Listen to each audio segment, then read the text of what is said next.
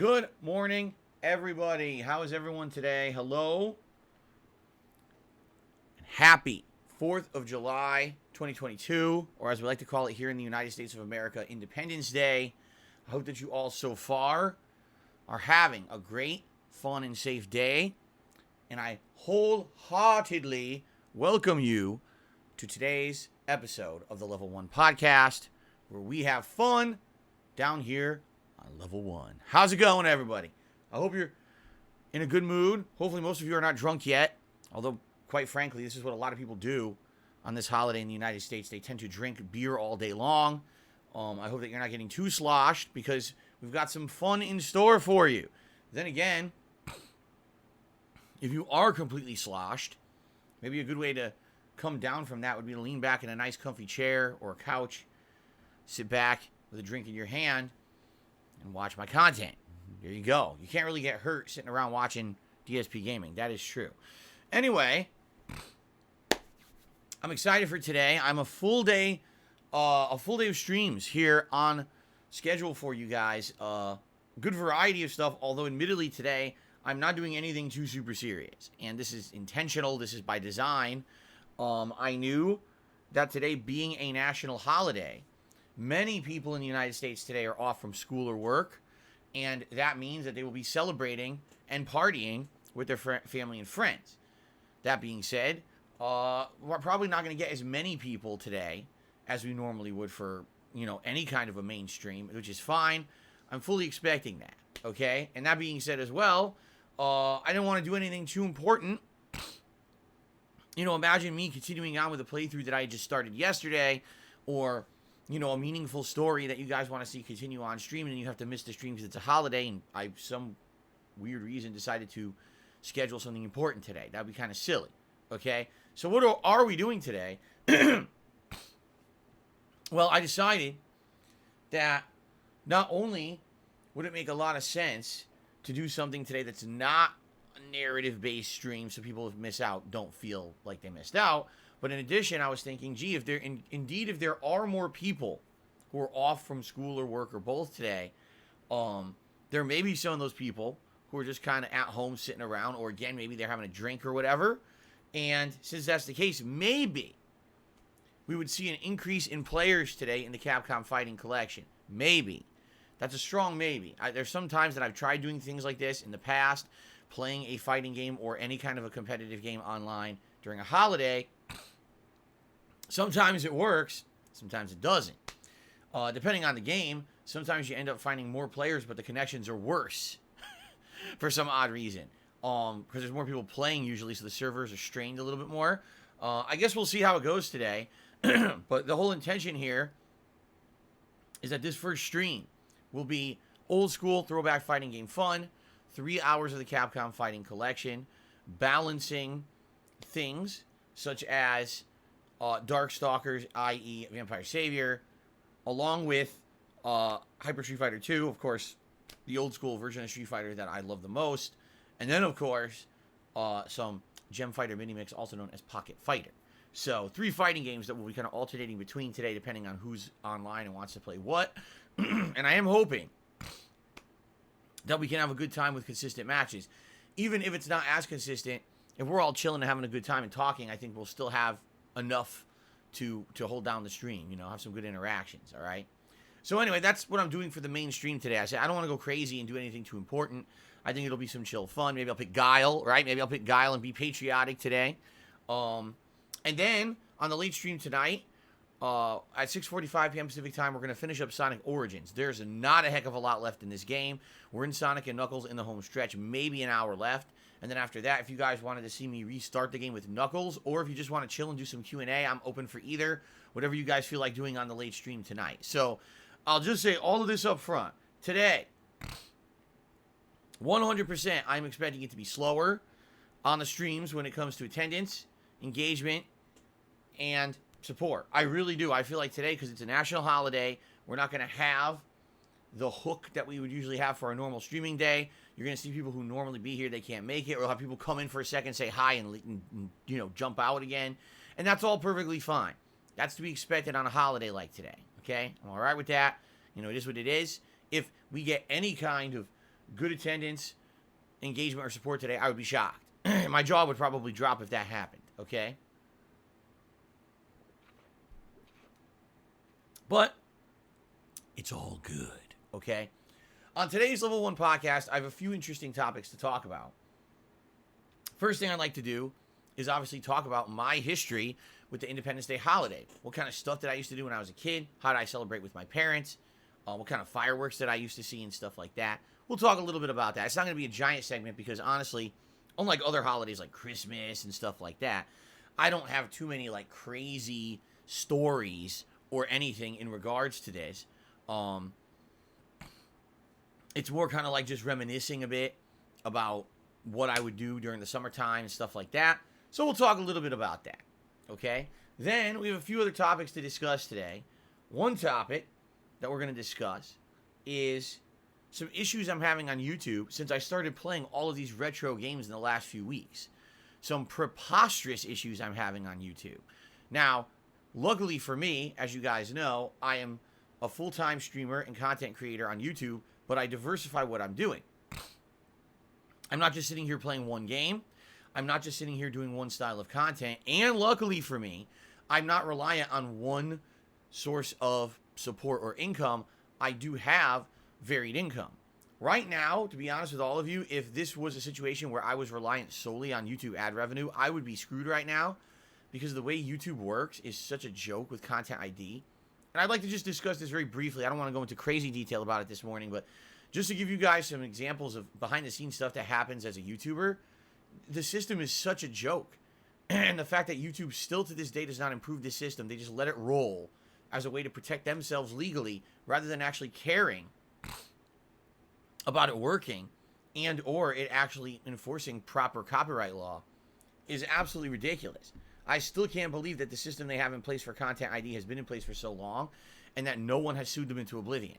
Because their enforcement of Content ID is an absolute joke, and they every single day must be doing tens of thousands of false copyright claims, which is completely illegal. I just don't understand it.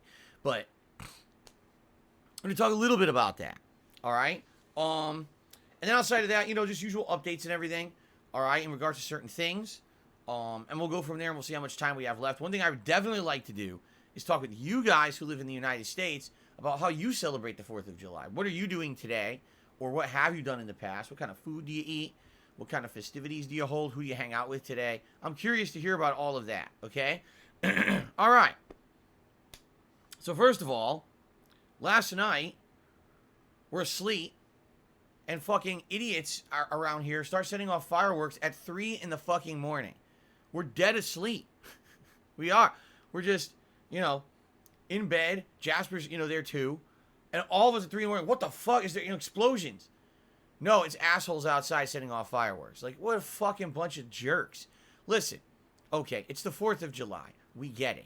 You want to set off fireworks. That's fine. Enjoy. Be safe. Don't do it at 3 in the fucking morning. It's against the law. First of all, here where we live, real fireworks, and I should emphasize here, real fireworks are illegal.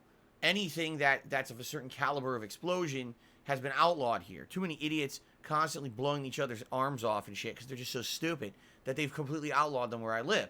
Not to say that there's not some things you could do. You use sparklers and there's various other things you can do. Just not real fireworks anymore. They've been outlawed in a lot of places because these people are so dumb.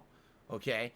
Now, even then, I don't care if you set off fireworks. Go for it. It's the 4th of July. I fully expect today we'll hear pops and explosions outside. Last night, it was Sunday night, July 3rd, and there was a lot of official fireworks celebrations and demonstrations around here. We could actually hear them from our home going off, and we're like, it's nice, But it's fucking 3 a.m. There are ordinances everywhere. You can't make noise late at night, man. You just can't. It's fucking disruptive. People need to sleep. And here we are in the middle of the night trying to get rest, and these assholes start setting off fireworks. Now what happens? I'll tell you what happens. Now everyone in the house is alerted, including Jasper. Jasper now won't go to sleep because now he's alerted. He didn't know what that was. It's not his fault. He's just a cat. He doesn't fucking know what a firework is. So now he's all nervous that there was an explosion outside, and he thinks there's going to be more. And then there's more because they kept doing it for like a half an hour. So it's like, now how are we supposed to get sleep when these assholes keep setting all this stuff outside, The thing is that these idiots, what it is they're so immature and dumb they don't understand what Independence Day means, right? The whole point of celebrating our nation's independence is that we got the ability to do what we want without some tyrannical power telling us exactly what we need to do and all of that, right? But it's supposed to be within reason. It's supposed to be within moderation and within, a confined, logical standpoint. Not, complete freedom to do absolutely anything. Right now, I can't take 2 chainsaws and start running down the street, spitting in place, chopping people up in the middle of the street. You know what I mean? Like, it's fucking stupidity. These idiots just, it's Independence Day, so I'll do whatever I want. It's not how it works. It's supposed to be rational thought. It's supposed to be responsibility. As I know I use this quote a lot. I'm going to say it again. With great power comes great responsibility. When you have freedom, because you won a revolutionary war, hundreds of years ago, you're then supposed to be responsible with that independence and freedom that you've earned to be an example to everyone else. You're not supposed to say, I have freedom to do whatever I want. 3 a.m, blow things up for a half an hour and wake up hundreds of people all around me. This is just one specific example, but I think this could be applied to a lot of things. It's bullshit. And you fucking wake up, grow up, use some personal responsibility in your fucking life for once, instead of just thinking you're just free to do whatever you want and fucking affect everyone around you in a negative way.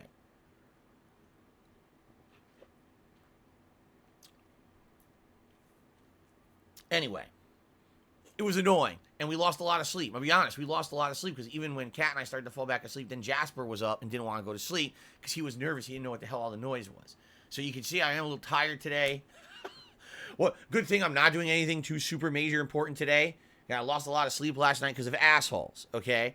But anyway, I fully expect that there will be, fireworks out there today. I'm okay with that. I don't care. It's 4th of July, man. Now's the time to let loose, have a day off, relax, and do fun stuff.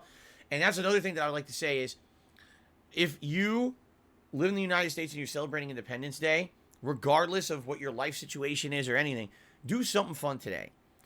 The whole point of Independence Day is that we're supposed to be celebrating our independence to make decisions for ourselves and not be told what to do by a tyrannical power, right? So if you spend the entire day doing shit you don't want to do because someone told you to, you kind of miss the point of the holiday. And I know that sometimes life doesn't allow us to just do what we want, but in this case, take 5 fucking minutes today to do something that you wanted to do. That's kind of the point of the day. Okay? Now at least you'll be in the spirit of the holiday. All right. So, Independence Day. It's a fun holiday. Before we get to that, let me go through the schedule for the week. All right? Let's quickly go through the schedule for this week, and then we'll talk about my history with the Independence Day holiday, and then we'll move on from that and talk about other topics. Okay? So, today, Capcom Fighting Collection online multiplayer for the entirety of the major stream here. Hoping for the best. Hopefully we'll find competition. Hopefully it'll be entertaining to you guys. Worst case scenario, we'll chill. We'll just have a chill day where we talk and interact, but I'm hoping to get some matches in.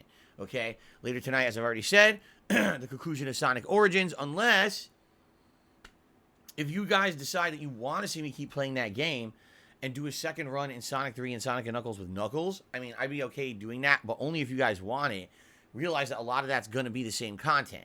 It's the same stages, just redesigned to have Knuckles be a character where you can punch through walls and climb up walls and things like that. And I don't necessarily want to do it again if you guys are going to find it boring. So let's see what happens tonight, and we'll make that decision, all right? Tomorrow, it's going to be pretty exciting because we're doing the same thing we did yesterday, and yesterday was a pretty darn good streaming day, if I don't say so myself here. We started up with Final Fantasy VII, the original game, as played on PS4 and then run on PS5. It was a really good 3 hours. The stream was great. People were feeling very nostalgic. I absolutely loved the music. We were having fun with the gameplay and the story. Everything was good. We had a good stream yesterday. I'm looking forward to more of that tomorrow. In fact, I'm really looking forward to once we finish up with the game in regards to being in, Midgar itself, and we leave and start exploring the open world. That's really when the game gets good, in my opinion. And once that happens, it's going to be outside of the realm of what we saw in Final Fantasy VII Remake. I think it's going to get really exciting then. So, looking forward to that, and thank you for a great stream yesterday, anyone that was there, and I'm looking forward to tomorrow, okay? Tomorrow night, we're going to be continuing on with a late-night stream of Zelda 2, The Adventure of Link. And oh boy, after playing it last night, now I know exactly what it is. It's definitely, 100%, it's the Simon's Quest of the Zelda franchise. It's the black sheep game that changed the game up so much for some odd reason that it doesn't feel like Zelda, and it's really annoying. It's basically a side-scrolling platformer action game with RPG elements and insane crypticness for no reason. A game that literally doesn't tell you where anything is. You just gotta fuck around endlessly till you fucking find out what you're supposed to do. But if you do the wrong thing, you end up wasting so much time, you lose everything that you've earned. It's really, really fucking annoying in that regard. If you don't have a guide to tell you where to go and what specifically to do, you will never figure this game out. So I would like to say thank you to those who were there last night to help me out. Even then, you know, going to a dungeon, oh, you didn't have the heal spell when you got there yet, and the heal spell is insanely cryptically hidden in the game, so now you're fucked. You got to do the whole dungeon over. It's like, oh my god, man, it is what it is. But now that I kind of get it, I understand what's going on. I think we're gonna do a little better. Of course, it's gonna be frustrating because the game just is frustrating. It's designed to be frustrating. Anyway, I'll be playing more about that tomorrow night on the late stream, okay? I'm off from streaming on Wednesday. On Thursday when I come back, it is the return of Ask the King, which is my Q&A show. Haven't done this now in about 2 months.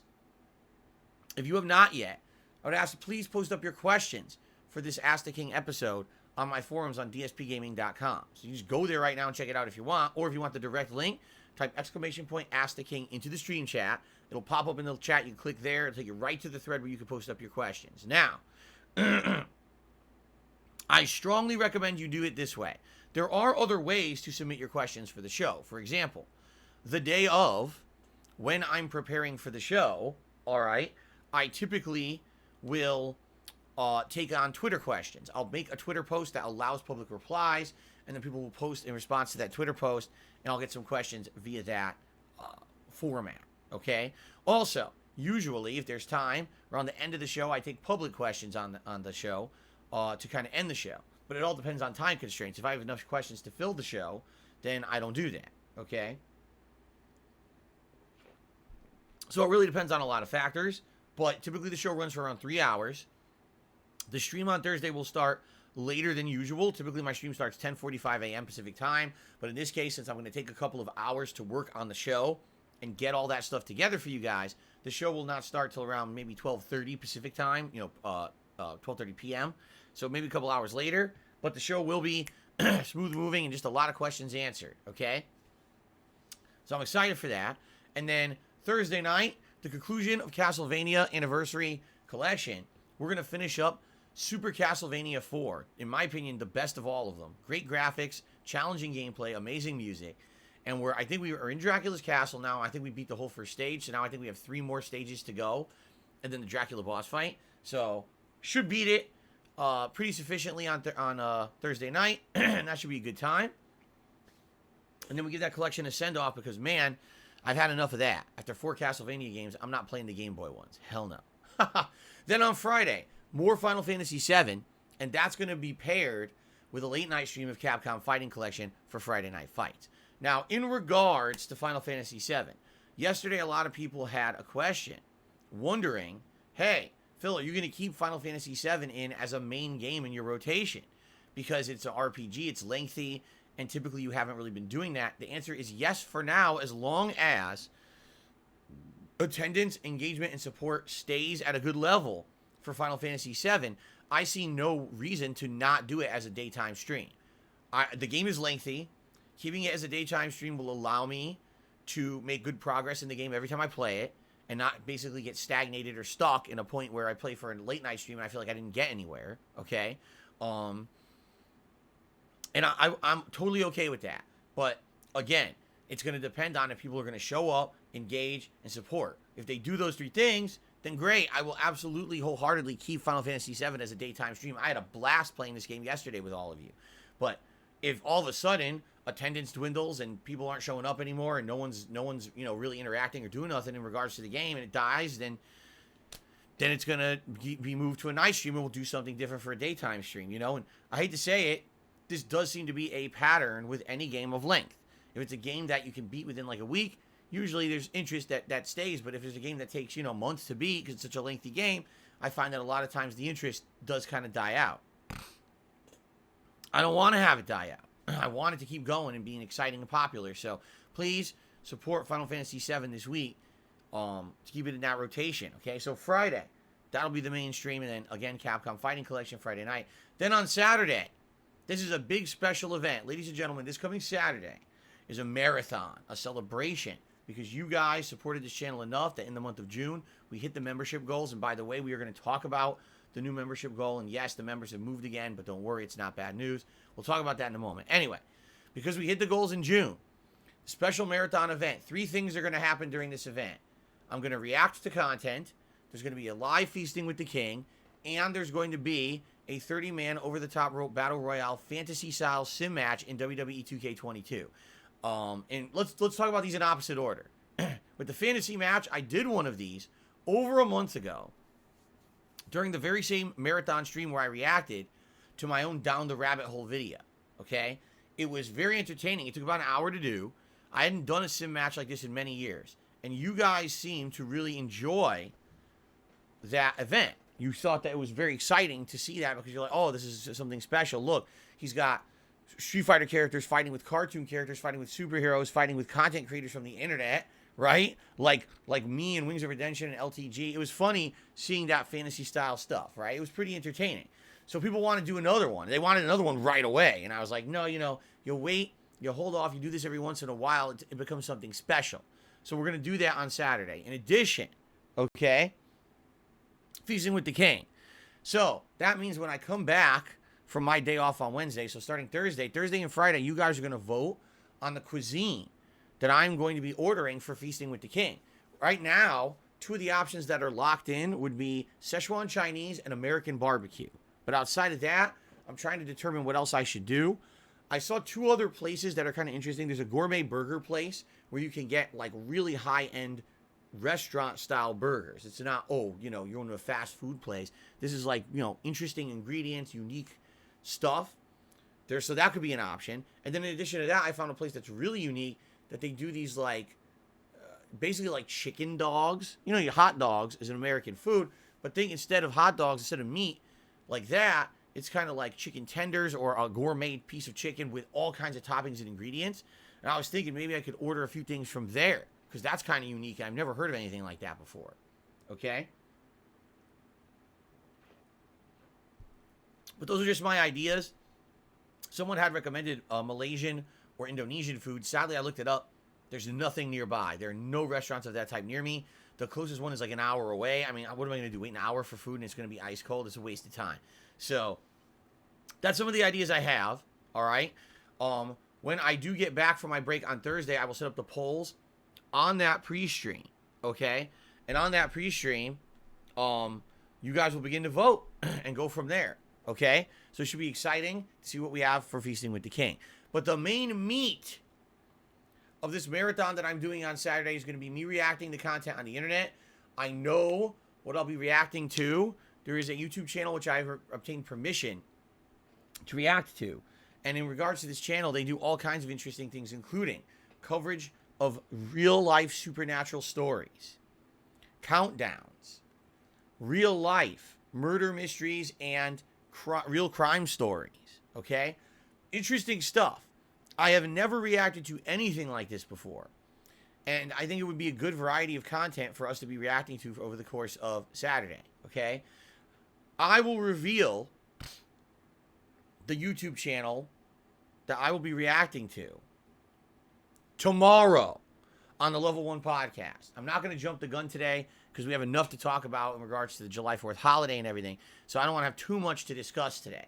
Okay? So I will reveal this tomorrow. And then I'm sure what's going to happen is some people are going to, want to look at the channel ahead of time and maybe pick out some videos that you'd like to specifically, see me watch and react to. Okay? So there you go. Okay. So that's coming up on Saturday. I hope you're excited for that. That's only the first half of the streaming week. Then we got Sunday, Monday, Tuesday next week. And those days are going to be all gameplay. And that's going to be a balance between Final Fantasy VII, Capcom Fighting Collection, more Zelda 2, and what we're likely going to do is start up a new playthrough. Now, the question is, what should I start? I have so many options at this point. I could do MotorStorm Apocalypse on the PS3. I could do, excuse me, Fable Anniversary Edition, which is the second the game that got second place in the voting for your viewer's choice. And I know you guys want to see me do it. I've already gotten it. I'm downloaded and ready on my Xbox Series X. We could start that up if you want it. We could do something else outside the box completely different. I'm not sure what you would want, but we'll talk about it, obviously, as we get about halfway through the week. And so the second half of this coming streaming week, we will start up something new to balance with everything else that I'm already doing and go from there. Maybe Super Mario 2. I don't know. I don't know what you guys want. There's so many options at this point. It's pretty ridiculous. Okay? So, an exciting variety week coming up. And I hope that you guys will enjoy everything. And I hope that the schedule sounds good to you. Okay? Now, let's talk about the July 4th holiday. Then we'll talk a little bit about this content ID match debacle on YouTube. And then we will open up to Q&A. Fair enough? Okay. Cool. So, today is Independence Day in the United States. Today we celebrate our independence as a country. We think back to the Revolutionary War when the people who lived here at that point, the 13 colonies, basically fought against the tyranny of Great Britain and won this fight and declared themselves independent. And then it became its own country, the United States of America. And since then, this country has expanded and changed in many, many different ways. I'm not here to give you a history lesson. I'm here to tell you about what we do here in the United States on this day. Typically, everyone has this day off of school or work because it is known as a national holiday. Although it's funny, because just like a lot of things, there's places that aren't closed today. Retail stores and a lot of restaurants are opened today, which is ridiculous. It's supposed to be a national holiday. Everyone celebrates with their family and friends. Unless you work retail or in a restaurant, then you're screwed. I never really understood that. And it's weird because it seems like there's two schools of thought in the United States and there's no in between. In the United States, it's either you work for like a government job or a bank or a high-end office job corporation. And if that's the case, you got today off. And if that's the case, you get a ton of days off. Like, those people have so many days, these are paid holidays, too. It's not like, oh, you took the day off, but you don't get paid. You get paid for a day off to stay home and celebrate with your family. And I've been there. I worked for a major company that did that. All right? On the flip side of that, again, if you work in a retail store, if you work at a restaurant, if you work at any of these places that's considered the service industry, you have to work today. And some of them get lucky and get paid time and a half for working on a holiday. Some don't. Some just get paid as if it's a normal day. By the way, it's not like, oh, well, it's a holiday. I chose not to go to work today. You just get fired then. You have to go if you're scheduled to work. And I never understood that dichotomy. If today is a national holiday, okay, you can't have it one way and not the other. Either it is or it isn't. If it is, then everyone should fucking be off and everything should be closed. Today should be treated like Christmas Day. No one's going out to do anything because everything's closed. Stay home and celebrate with your family. Or act like it's okay, it's a day of celebration, but not an official one, and no one gets it off. Everyone has to work. Banks, government jobs, and restaurants, and retail. Not one way or the other. I just don't understand this weird in-between where depending on what industry you work, you get treated differently. Do you think that those who work in the service industry want to have to work on fucking 4th of July? You know what I'm saying? Like, they probably want the day off. It's not their fault that this is the industry they end up working in. A lot of people end up working jobs they don't love. They're just doing it to make a paycheck, man. And then they got to get treated like that,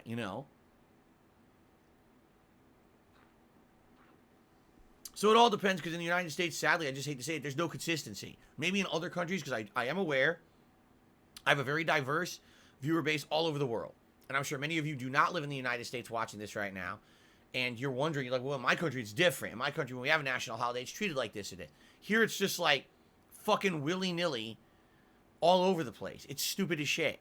It really is. It's just dumb. I would say we're lucky that Kat got today off, because she very well could have been scheduled to work today. Just so happens she wasn't. So she had the day off, so she gets to stay home today and relax. And we're going to have a nice meal later.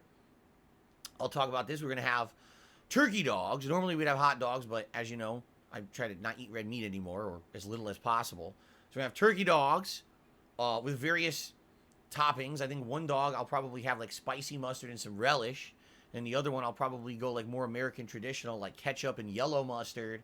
And maybe something on top. I think we have bacon bits. I might do that. I don't know. But we're having this with multiple sides. We're going to have some baked beans. which is also kind of an American thing. And then we're going to have like a macaroni salad on the side. I think we bought a mix that's like bacon and ranch or something like that. So we're basically going to have an all-American cookout style meal without cooking out because we don't have a grill. If we had a grill, I absolutely would grill these out. We don't have one. So we're just going to cook them indoors. So there you go. It's kind of like a simulated 4th of July meal because it's not authentic because I can't grill out. But it is what it is. We're trying, okay? At least this year, we remembered the 4th of July. There's some years we get so busy, you know, with work in our lives that we don't even realize it's the 4th of July. Next thing you know, like, holy shit, forgot all about that. This year we actually scheduled this so we would have, you know, this kind of a meal on the 4th of July, okay? So, in the United States, typically what do people do on the 4th of July? Well, since a lot of people have it off from school or work, a lot of people plan on having either family gatherings or friends getting together and doing outdoor activities. Like, this is the main common thing on the 4th of July. No matter what you're doing, you should be doing it outdoors.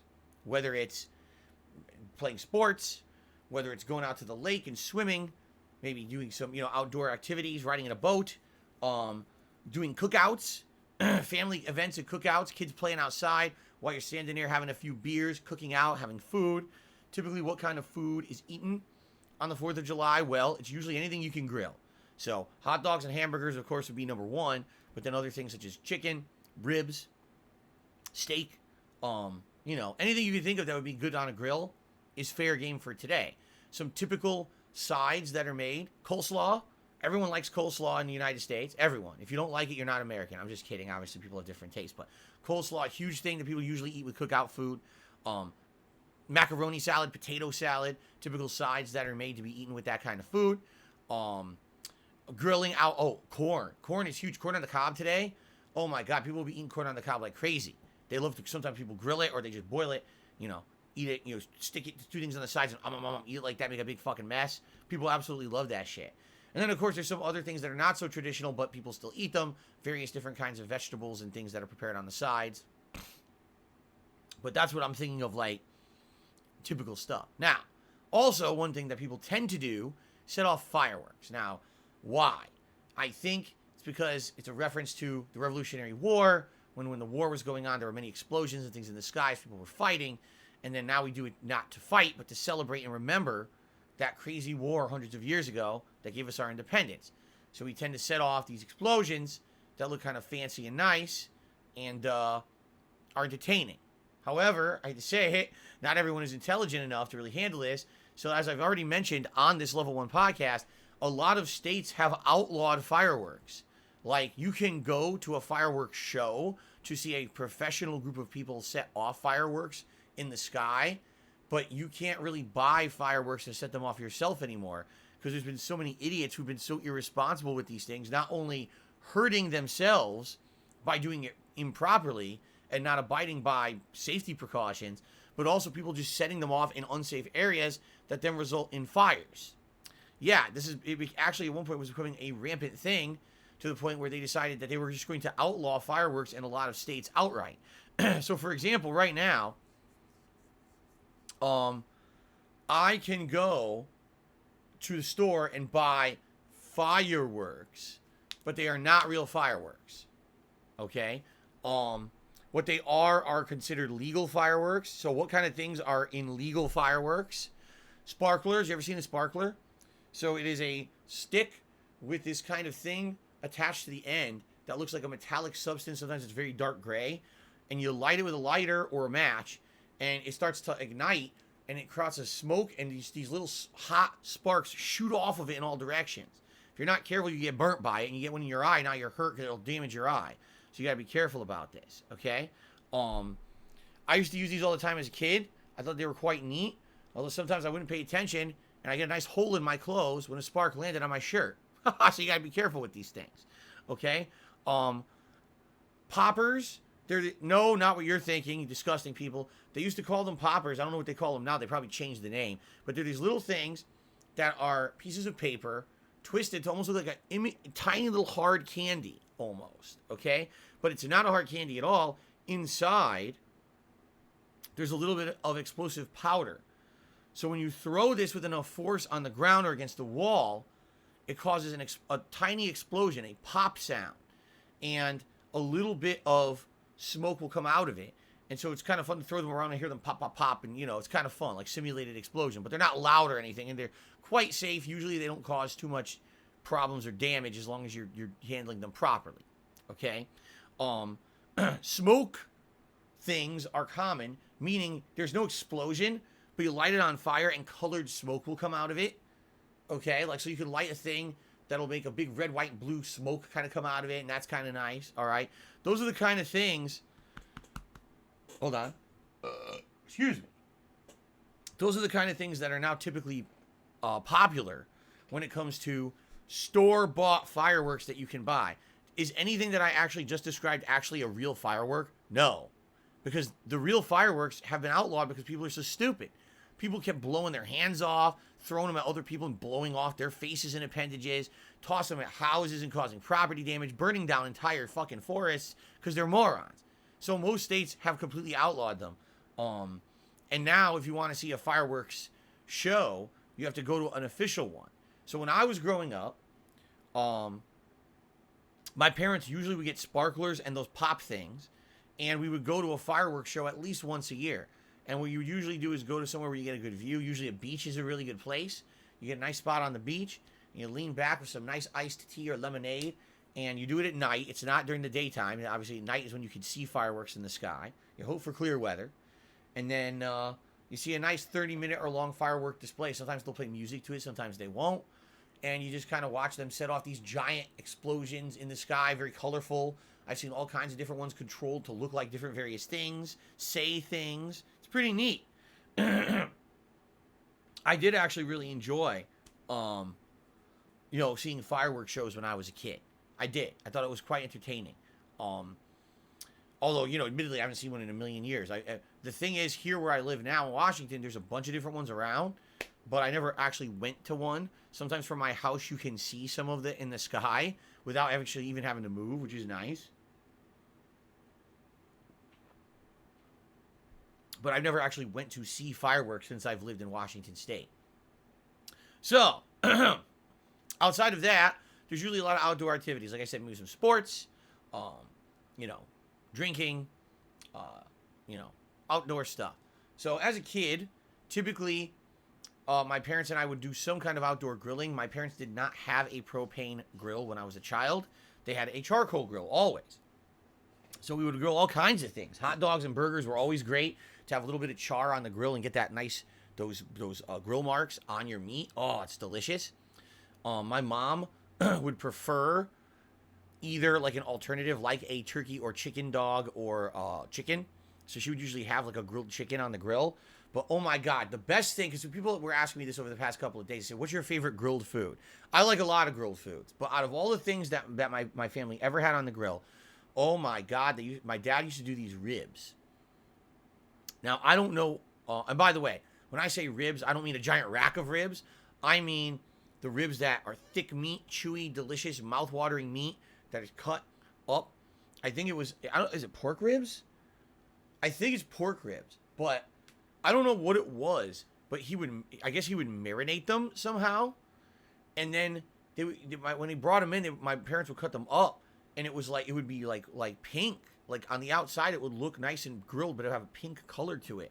And you cut into it, and it was fatty, but it was juicy. It was full of this char flavor. Like, I don't even know how I would simulate that, because I don't know what my dad did to it. But, dude, it was fucking amazing when he would make this on July 4th, these ribs. We didn't usually eat that. That was something that was special for the holiday. We would buy ribs to eat on July 4th. And that was my absolute favorite grilled food. Now, my mom would make her homemade macaroni salad, which I loved. But for you guys might think it's weird, all right? When you think macaroni salad, you probably think, like elbow pasta with some kind of a tangy vinegar-style mayo sauce with maybe some pepper, salt and pepper are thrown in there for seasoning purposes, maybe a little bit of egg. My mom did things a lot differently. So she did use elbow macaroni, okay? She used a lot of hard-boiled eggs. She used tuna in it, cans of tuna, okay? Chunks of celery, and I believe sometimes some onion as well. But get this, she would not use mayonnaise, right? She would use Miracle Whip. Who knows what Miracle Whip is? Maybe not many of you. I don't know how many people even still eat this thing actively. So for some reason, when I was a kid, we always had Miracle Whip in the house, as well as mayo. We had mayonnaise, but Miracle Whip was like an alternative that we would eat on a lot of different things. Miracle Whip is an alternative condiment to mayonnaise. It has what they could call a tangy zip. It definitely has a tanginess to it that's very unique and different than mayonnaise. Mayonnaise is quite bland when you really think about it. It's creamy, but it's bland. Miracle Whip has this very tangy twist to it. And if you look at Miracle Whip versus mayonnaise, it's healthier for you. It's not that much healthier for you, but it's definitely, if you're going to eat the two, Miracle Whip is overall better for you. That's how they used to push it, was, oh, it's a healthier alternative to mayo, but it has a little bit of a different taste to it. And so, yeah, she would make her macaroni salad with Miracle Whip. I'll be honest, I loved it. I thought her macaroni salad was outstanding, and outside of the ribs, I thought that the macaroni salad was the best thing we would eat when we cooked out. I don't know why. I just loved it. I would eat and eat and eat this shit. So whenever my mom made it, I would tell her, make extra so we can have leftovers and we can have it, with other meals and things moving forward. And we would. She would make a big batch of it. So we'd have it on the 4th of July, and then we'd end up having it like over the next week with another 1 to 2 meals as like a side, because I loved it so much. What else? Corn on the cob is so good. I love corn on the cob, man. Corn on the cob is so fresh and delicious. And we used to have that for sure. I remember that. Hot dogs and hamburgers, absolutely. Although I think in our household, we always preferred the hot dogs to the hamburgers. And I don't know why, because I like burgers. I just think it was when you put the burger on the grill, it's a little bit messier. And it's harder to cook a burger on the grill, a charcoal grill, and not burn it. Because if you're on a propane grill, you can control the level of flame and all that. You can't really do that on a charcoal grill too effectively. So you toss it on, it cooks. If it's fucking overcooked, it's overcooked. If it's charred because the fucking charcoal flame hit it, it's charred. You just deal with it, right? So I don't think we ate the burgers that often, as opposed to hot dogs, a lot more controllable, being in a casing and everything. I remember us having those a lot more often. And I remember, I think at one point we used to get Hummel's hot dogs. And honestly, they're not that tasty. So I think then later on we started getting Douchemacher, which I think was also a brand of bologna, but they made hot dogs, and we started getting those, and those were longer and had a little bit more flavor to them. For me, I was always a fan of Nathan's hot dogs. I don't know how many of you have ever had a Nathan's hot dog. It's a very different kind of hot dog than typical. Typical hot dogs are pork and chicken and other things combined, but Nathan's is usually all beef. And all beef hot dogs, oh my God, they taste so different. Seriously, and especially Nathan's uses this unique combination of spices that I can't even explain it. It tastes nothing like anyone else's hot dogs. I've never had another hot dog that tastes like a Nathan's hot dog, but I love them. And actually, when I lived in Connecticut, Nathan's actually used to have their own chain stores in malls and actually like fast food places. You'd see Nathan's as a restaurant you would go to. And you would get Nathan's hot dogs of various different kinds, different toppings. Also, they would have different sides. Like, they had these amazing crinkle-cut french fries that I absolutely freaking loved. Excuse me. So, yeah, Nathan's hot dogs, that's my favorite hot dog. Today, if I were to choose to get a hot dog, I would always pick a Nathan's. It tastes so good. But today, I eat turkey hot dogs because of health problems. So, it is what it is. So, anyway, that's some of the food and things that we would eat around July 4th. And sometimes, like I said, we would go to fireworks. Typically what would happen is on July 4th, I would, as a kid, I would go outside and play with my friends all day and then come home for dinner. And sometimes my friends would be invited. They could be able to come over and get some hot dogs and sides or whatever and eat with the family, which was really nice. As I got older, obviously, and I got a job, it didn't really become a major thing anymore, because when I was younger, for the most part, I was holding down retail jobs, and I always kind of had to work on the 4th of July, which sucks, but that's just how it is in America. So it kind of fell out of favor as being any kind of a holiday that I celebrated really in any way. If you have to work that day, you know, it's just another day to you. You know what I mean? And kind of that's what happened. And then as I got older and I held different jobs, and then I ended up having the day off, I didn't know what to do with myself. Because now I didn't really hang out with anyone who did anything on July 4th anymore because I'd always had to work. You know what I mean? Since I became a content creator here on YouTube, definitely I've celebrated July 4th differently, but usually I'm here. Usually I'm streaming and or making content for you guys. I remember years and years ago, sometimes I would try to find themed games to play. I think there was a couple July 4ths when I actually did a marathon of Call of Duty stuff, saying, oh, it's patriotic to do military shooter today and stuff like that, right? But now, you know, today we are celebrating by having a meal that's at least themed to July 4th, which is nice that we're doing that rather than just ignoring the holiday. And I'm very happy that Kat got the day off this year so that we could actually celebrate to get together and have a nice meal together.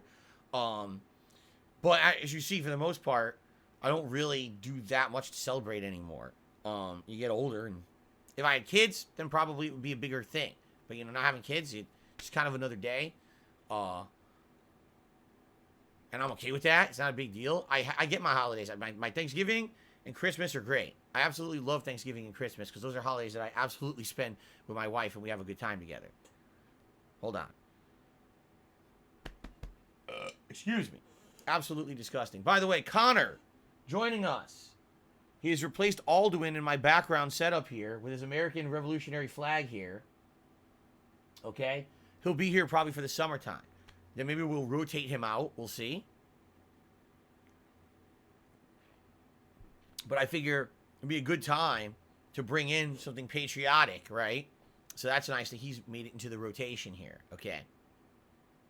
Cool. All right, now, I would like to have a discussion with all of you about how you're celebrating your July 4th. However, there is one topic that I want to get out of the way that's pissing me off.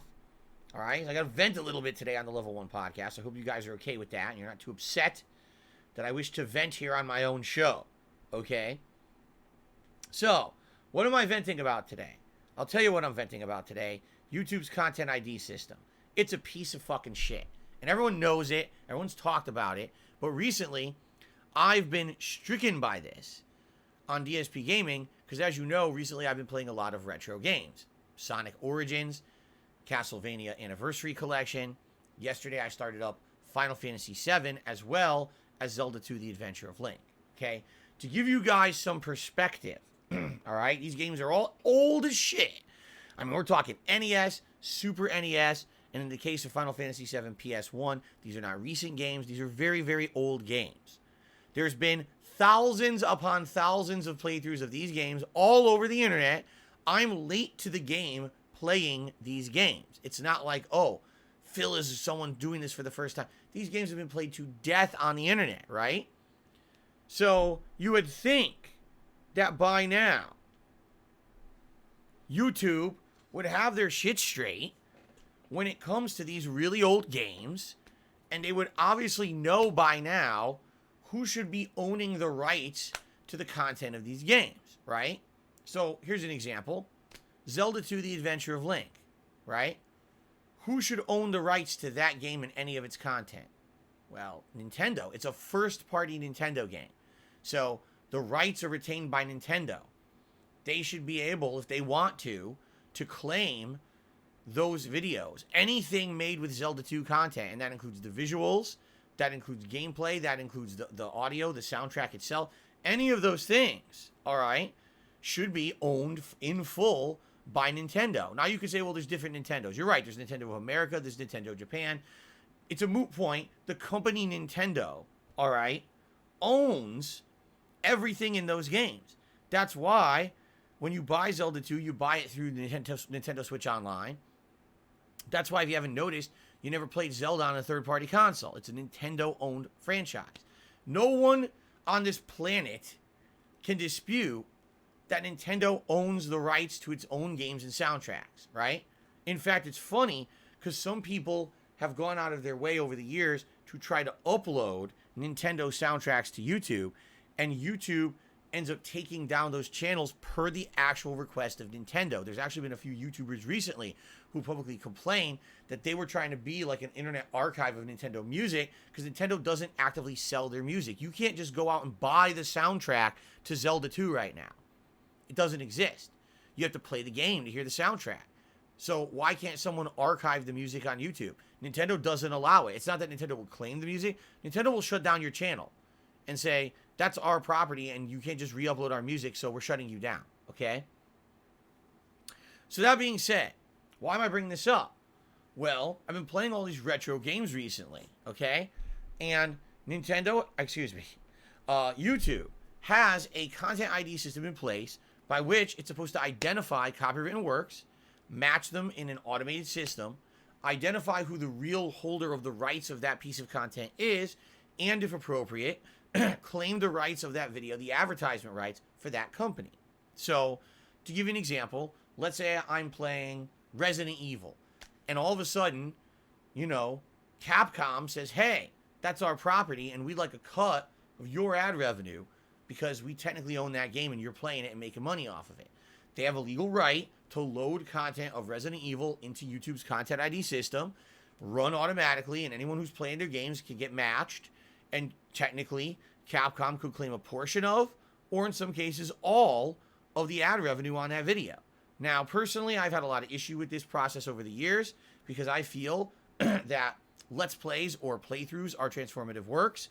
I've told you guys my argument for this over the years. I don't think we need to go into it in detail on today's Level 1 podcast, but in general, my line of thinking is if I'm making a Let's Play or playthrough, that's my property and my work of art. I have the right to monetize it. Now, I've always said this has never actually been hashed out in a court of law, ever. There's never been once has it gone to court and has had someone outright state, oh, this absolutely is how it is or is not how it is, okay?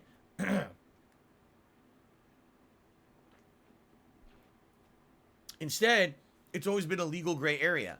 YouTube has allowed people to upload Let's Plays and monetize them, but then sometimes companies will claim them.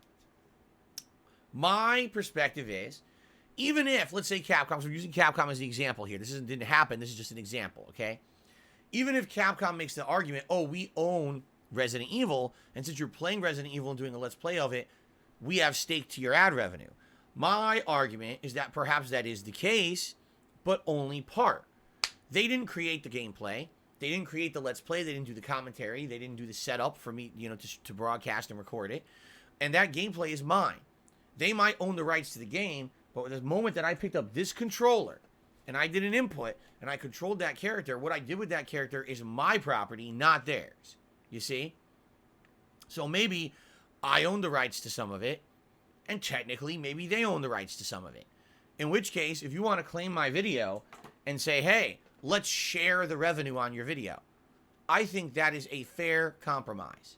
Okay? So, I actually feel that in the long term, this is exactly what's going to happen on YouTube. You're not going to have a video that gets blocked or taken down via a copyright claim. What's going to end up happening is these companies are going to realize there's money to be made here. We don't have to do anything extra.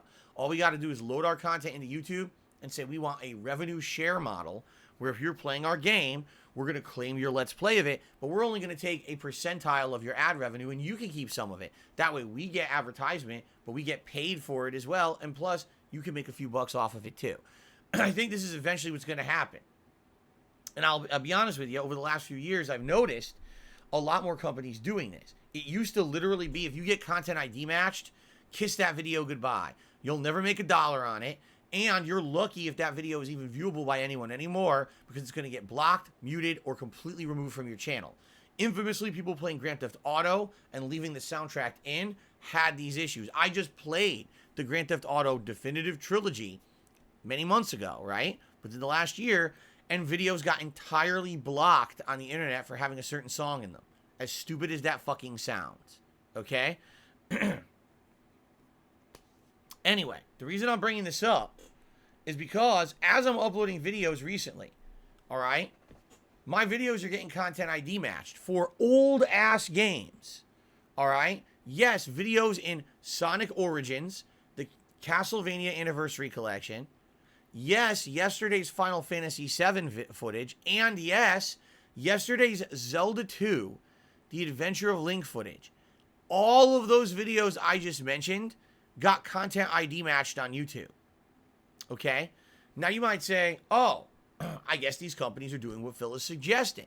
They're out there and they're claiming they want to make a little bit of revenue on it or whatever, and they're sharing, right? Actually, yes, every video has said share, which I was shocked at. I was like, oh, all these companies want to share the revenue, so they're kind of doing my idea that I've talked about over the years. And, again, if it's a legitimate claim, I'd be okay with that. Except that's the problem, okay? These videos getting claimed every fucking time that I look at the claim, it's a fucking false claim, okay? I'm going to give you an example right now. I'm just going to click on this Zelda video, okay? Copyright claim. I hit see details, all right? So in my part 1 of Zelda 2, The Adventure of Link that I uploaded last night was claimed 3 times, supposedly for 3 different songs, okay? The first song arguably was in it. It's called Title to Zelda 2. Now, YouTube says, oh, this video is using this song's melody. Wrong. The video is using the song, because the song is part of the game, and therefore, obviously, the song of the game is in the fucking game. It's not using the song's melody.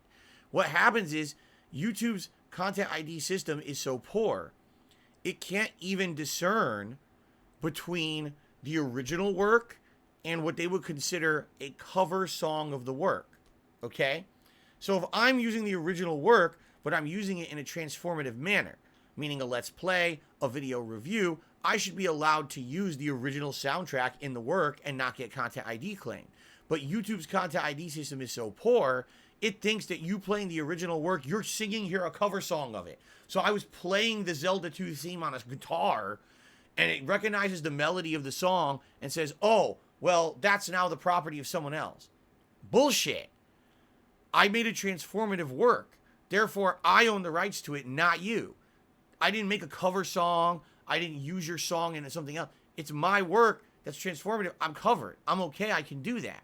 I paid to use the game. I own the game license to play it. Therefore, I have permission to use that song in a transformative work. But YouTube's content ID system is an automated robot and doesn't understand the difference between that and just flags it. Okay? So, that's one issue in general with the content ID system. It's not smart. There's no human there to review the situation. It's just automated, doesn't know anything, doesn't know the difference between one use or another use. It just says, oh, it's being used, flag it. You see? Another proper issue here with the content ID system is that it very frequently misidentifies things. I'll give you an example here. Same video. Zelda 2, Part 1, says there were 2 more content ID claims for the following melodies. Det kam encompass hem till mig. And of course, the ever-popular Zelda ditty, Vi ska festa och dansa med dig. Oh yeah, I hum that one to myself all the time. What the fuck are you talking about? What is that? Those aren't songs in Zelda. What does that even mean? That's not English. That's not even Japanese. You could argue maybe if it was in Japanese, I'd say, okay, that's part of the Zelda soundtrack, and maybe they got me, right? What the fuck is that? 2 songs that don't exist in Zelda have been claimed against Zelda. What are you talking about? It doesn't make any fucking sense at all. It's complete bullshit. Okay? Now, someone says Klingon. It's Ukbaktu U A Boba Chin Mo. Yes, that's my favorite song of Zelda 2, of course.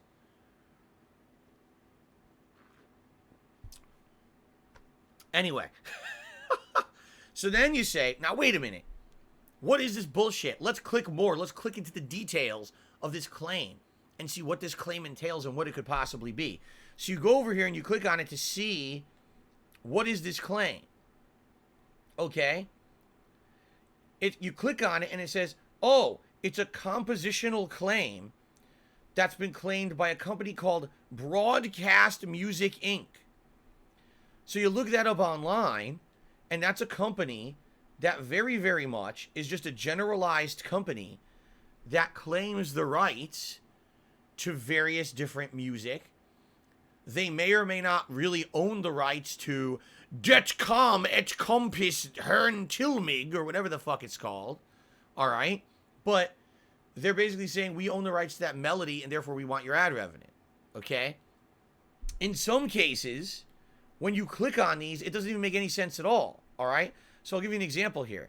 I click on the actual title screen theme of Zelda 2. All right?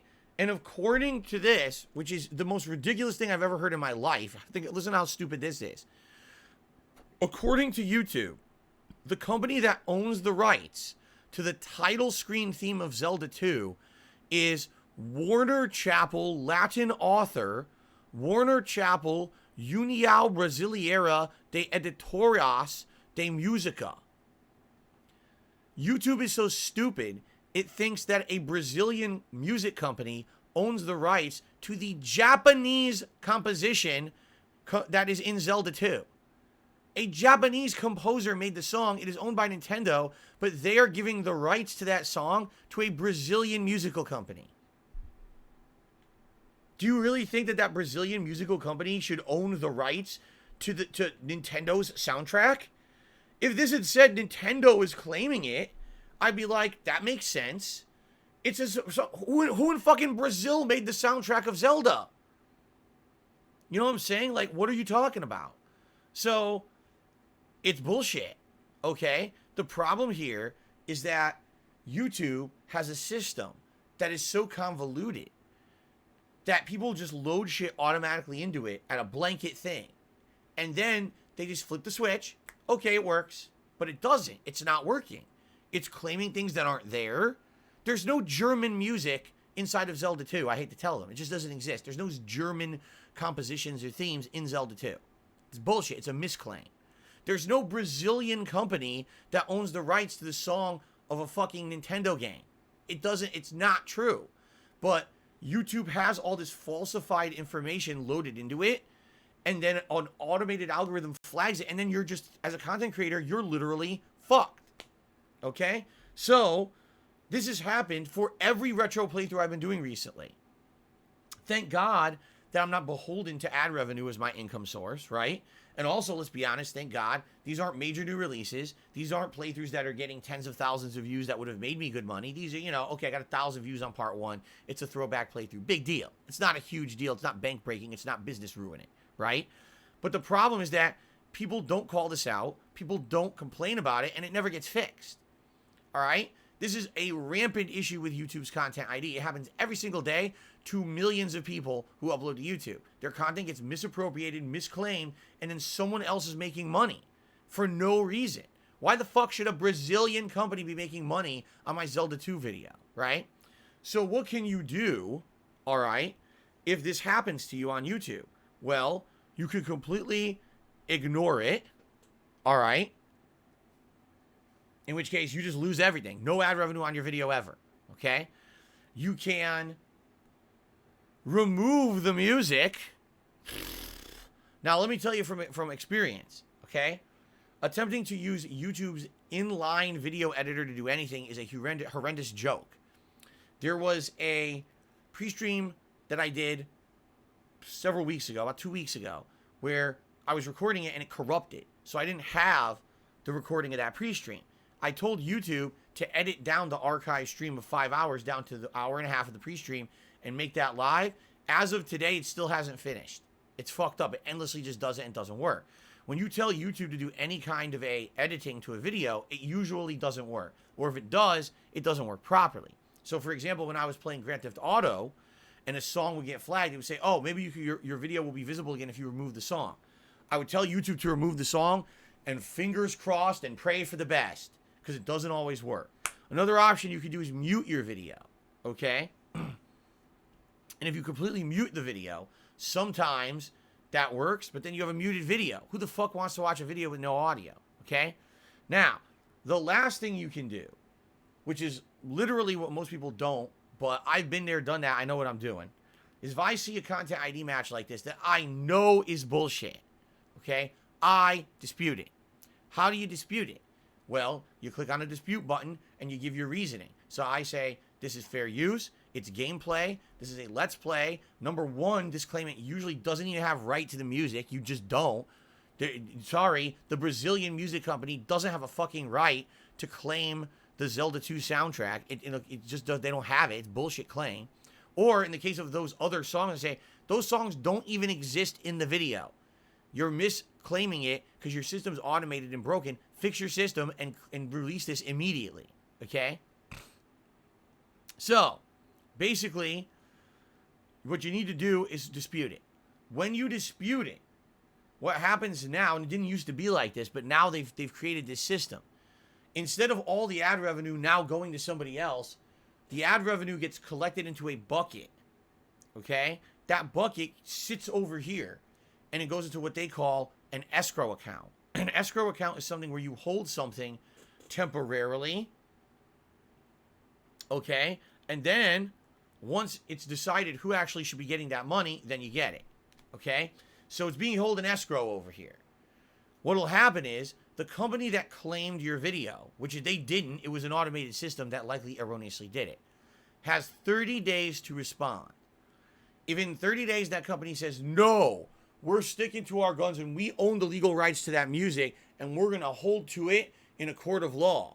If someone actually does that, then you lose the claim and basically you lose the rights to your video and that's the end of it. Now, if it's found to be you're abusing YouTube's system and you're submitting a ridiculous amount of blatantly fraudulent disputes, you could get into trouble. In my case, I don't do that. I pick and choose what I actually file as a dispute. And if I do my research to find out what I'm doing is correct. For example, I know for a fact the Brazilian company doesn't own the title screen of Zelda 2. That's ridiculous. So that one I will absolutely dispute. If it had said Nintendo is claiming it, I would have been like, you know what? Nintendo kind of has a stake. That makes sense. I'm not going to fight that one. You see? So you got to pick and choose your battles, right?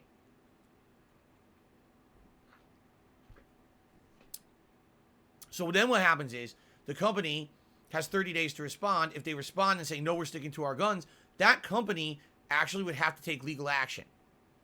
Guess how many companies actually take legal action on YouTube?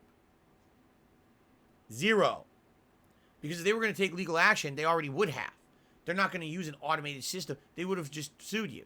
So what ends up happening is if you dispute it, 30 days passes, and then after 30 days, you win the dispute because no one ever responds to these things, and then you get the money. So as long as it's a bullshit claim, they're pretty safe to dispute. I think a lot of people on YouTube are just very afraid to do it because they're afraid, oh no, what if it's identified as a fraudulent claim and now I get in trouble? You'll never get in trouble as long as you are actively doing it properly. You know? Again, if it was Nintendo claiming the music, I'd be like, all right, you know what? Nintendo has a right to do that, and if they want to share the revenue, we'll share it. But these bullshit companies telling me there's German songs in Zelda 2 and that a Brazilian company owns the rights, no, fuck you. I'm disputing your horseshit automated claim, and I want it cleared up. So that's what happened. So basically, all these retro games that I've been playing for the last few weeks, I'm making this on 0. Most of them I've had to issue disputes for false claims, and then I have to wait a whole month for that to get granted. Then I get the revenue that I would have made on ads on that video. And then I have to wait for my next payment cycle to make the money on it. So, videos I'm playing today, I might not even make any money on for 2-3 months. What a great system on YouTube, right? But anyway, I just wanted to talk about this a little bit today to bring it to the public light. The system is a joke. It really is. And this is why I tell you guys, realistically, unless you are a content creator that, number one, puts out videos every day, and number two, has millions of views on your videos, chances are it's just impossible to make a living as a YouTuber anymore. And even then, take a look at someone like Angry Joe. This is a guy who busts his butt to make highly edited skits, reviews that get millions of views. Now imagine he works his ass off to put out a new review, and the fucking thing gets claimed by a Brazilian music company, claiming that they own the rights to his song and his video, and they're going to steal his ad revenue on his fucking video that got 1 million views. So he works his ass off, and he gets paid nothing on YouTube for his video because someone illegally abused the system. This shit happens all the time. It's a ridiculous joke how bad this system works. So can you imagine that shit? So that's why years ago I abandoned being a full-time YouTuber. When I started seeing this shit happen more and more often, I was like, I gotta diversify. I can't just be reliant on ad revenue anymore, because this ad revenue isn't even a guarantee anymore. You put out a video, someone just says they own it, and then that's the end of that. You know, even if you dispute it and you win the dispute, you might not even get paid for your video for 3-4 months. Again, imagine you're someone who puts out a video that gets 1 million views and you're owed thousands of dollars on it, but you can't get paid for 4 months. Fucking joke, right? All right. Anyway, I got that off my chest. I talked a little bit about it. Hope that you guys enjoyed the 2 segments today about the July 4th holiday and the bullshit content ID system. Let's do a few quick shout outs. In fact, I have 1 shout out. That's it. And then we're going to do open Q&A. What I'd like to say is, if you have any questions for me, if you'd like to maybe tell me what you're doing for the July 4th holiday today, what kind of food you're eating or whatever you're doing, I'd be very interested to hearing from you guys. Okay? All right. I only have 1 contribution to shout out today. We have no tips. We have no members. We have 1 super chat from Fens the Spook, who 1 hour ago actually started the stream with a super chat saying, hoping for Shenko and Huitzel in Darkstalkers action. Sadly, Huitzel is not playable in Vampire Savior, and Vampire Savior is the game that's competitive. The others are really not. The thing is, I liked Huitzel, but Huitzel's kind of broken when it comes to his game. When he was a boss character in Darkstalkers 1 and Night Warriors, he was one of the most overpowered characters in the game.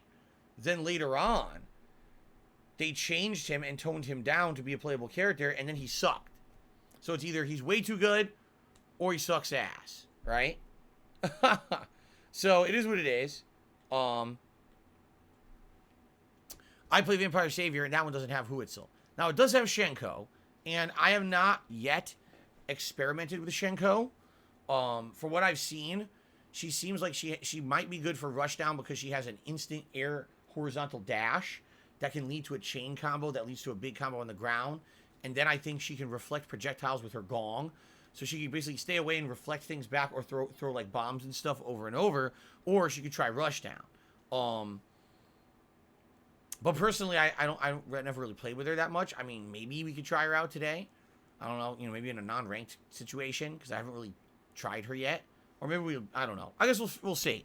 I don't really even remember her special moves. I think she has one of the best special attacks in the game, or actually super attacks in the game, when she puts her hands to the ground and these blades come out and go zoop across the screen. They basically cover the entirety of the screen, and they interrupt pretty much anything. So they're pretty good screen covering damage that interrupts any pattern your opponent is trying to do. I'm just curious what tactics she would have for keep away for people who are trying to rush you down, because I'm not aware if she has any good anti-air attacks. I don't know. I'd have to try to figure it out. Okay. Anyway, thank you, Fens the Spook, for the super chat. Literally the only contribution I have so far today. All right. So now let's open up the stream to either Q&A, or if you guys would like to tell me what you're up to today for the July 4th holiday, I'm all ears. Please tag me in the stream chat. And by the way, thank you to the over 300 people that are here on the stream right now. I don't know if you guys are going to stick around for the fighting game gameplay, but I appreciate you guys chilling with me today. Jade, yes, I'm happy that you'll be here with me today and chilling with me today. Thank you. Mango says, why do some Q&A not roll into the stream? Because we got about 10 minutes. So typically, I have the podcast go to around 12:30, and then usually I take a short break to use the restroom, right? And then we jump into gameplay. What's the rush? If you're aware that there is a level 1 podcast every single day that starts around 11:15 and ends around 12:30, what are you complaining about? Every day it's the same, like clockwork. How are you confused? Gray Fox RJ says, American Psycho is one of the greatest horror films of all time. It's disturbingly dark comedy, psychotic breakdown of society, and an unnerving look at the thoughts of a serial killer. I saw it a long time ago, and it's a pretty zany movie, to say the least. Like, the guy is completely fucking nuts. He's so obsessed with superficial things and status, and he kind of loses his mind over it, and then apparently he murders people, but then it's not apparent if it ever really happened or if he hallucinated the whole thing because he's crazy. Yeah, it's a pretty crazy movie.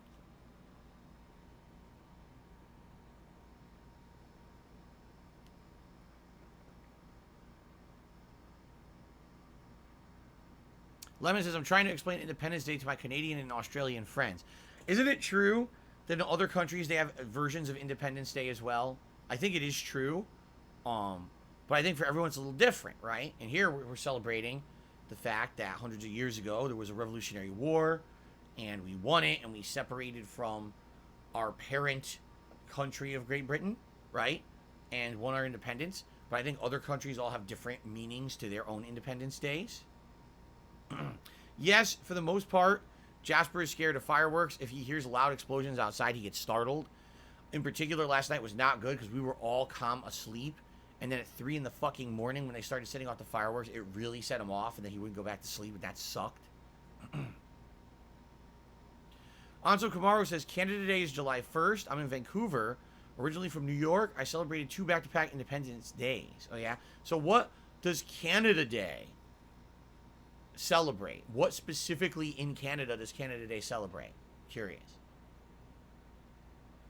Astronaut says, are you going to light sparklers during the stream and sing the national anthem for our pride and glory and freedom of America? No. I would be, probably would be a bad idea to be lighting sparklers up in my office. As I already mentioned, when you light a sparkler, there literally is a little flaming spark that's hot that shoots out of it. And when I was a kid, sometimes it would land on my clothes and actually burn my clothes, like holes in the clothes. Do you really think I should be doing that inside of my office with all of my equipment to do business here? It would probably be a bad idea. You know what I'm saying? Anto Camaro says, I actually have absolutely no idea what Canada Day celebrates. Wow. That's interesting.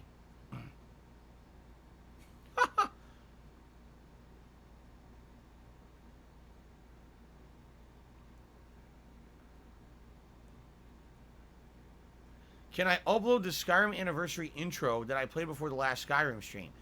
No. I didn't make it. That's a fan-made thing. I wouldn't just upload that just to upload it.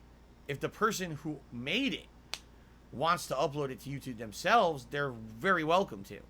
I don't own that part. That was made for me to use. You know what I'm saying? But I wouldn't feel right about uploading that to YouTube as like a separate upload when technically I didn't make it. You see what I'm saying? If I won a lottery of $100 million, would I buy Wings a Trail Boss? I don't even know what the fuck a Trail Boss is.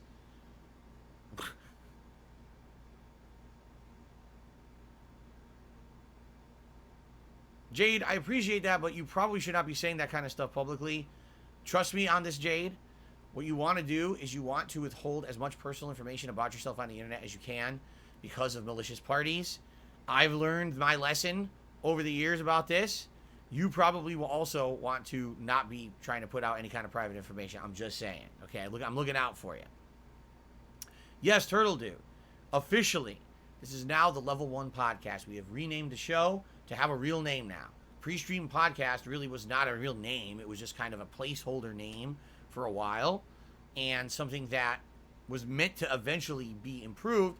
And then I came up with this idea. So... It's a $60,000 Chevy truck. That's great. Why would I buy Wings a $60,000 Chevy truck exactly? Captain Wiseman says, am I happy truly? In my life, I mean, yes, there's many things that I'm happy with. Am I perfectly happy? No, there's always room for improvement. You know, as I told you guys, immediately, if I could improve my life in a way, I would take 2 days off a week, not one. That way, the 1 day off a week I could use to do errands and the like and do chores and things I need to do around the house, and the other could be to literally spend time with my wife. Right now, the 1 day a week I get is crammed everything together. Grocery shopping, running errands, doing chores and necessary things, appointments. Oh, and by the way, if there's some time to spend with my wife. I don't like that. I wish that we had more time to spend together.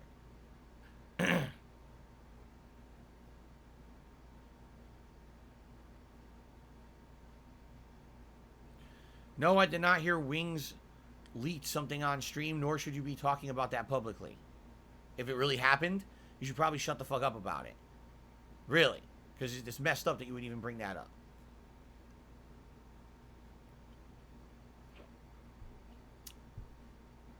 No problem, Jane. Well, Turtle Duty says, I like the pre-stream podcast better. It was an evolution of the pre-stream. Nobody else had a pre-stream. I think it's more unique. It's just me. The thing is, in reality, is this really a pre-stream anymore? No, it's a podcast. Every day I do a podcast right here with you guys. This is not necessarily a pre-stream anymore. It's a show where I talk with you for about an hour to an hour and a half. We have various topics that are discussed.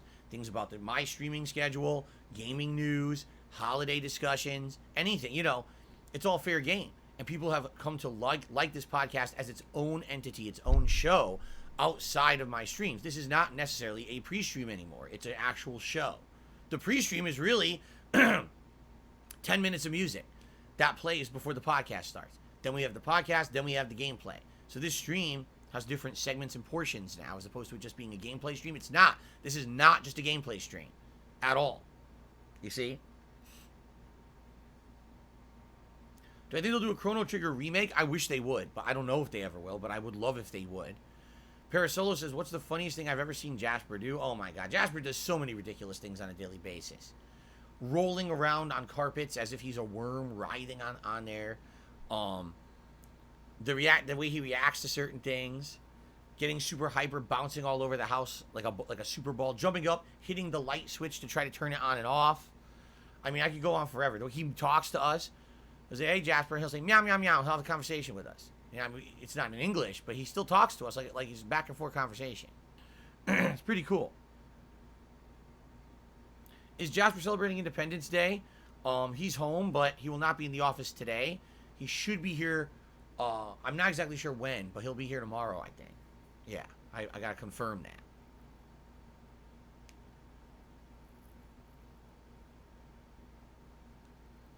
Did you ever play a game called Freedom Fighters, the third-person shooter? No, I've never heard of that. Nope. I don't have a favorite chatter. No, there's no more masks. Masks have not been required here for a very long time. I guess he's talking about COVID requirements, but you never know when they might come back. If numbers go up, they might start requiring them again. We still have our masks. We're ready to go if we need them. Excuse me. All right, guys. Let's end the pre-stream. Wait. Let's end. I see. Now I get myself confused. Let's end today's episode of the Level 1 podcast. I have to get used to saying this because it used to be the pre-stream podcast, and I almost said that. I'm like, wait, that's not the name of it anymore. So, let's end the pre-stream. I did it again!